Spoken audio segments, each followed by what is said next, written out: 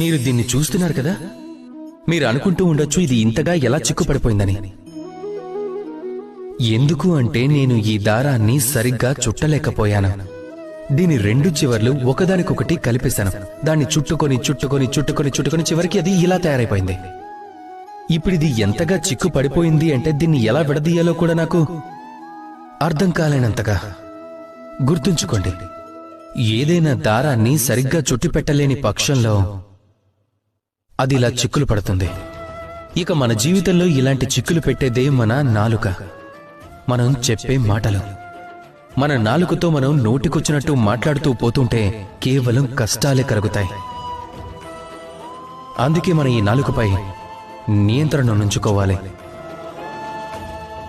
అప్పుడు అన్ని లాభాలే వస్తాయి. ఏదైనా మాట్లాడేటప్పుడు ఆచితూచి మాట్లాడండి. రాధాకృష్ణ.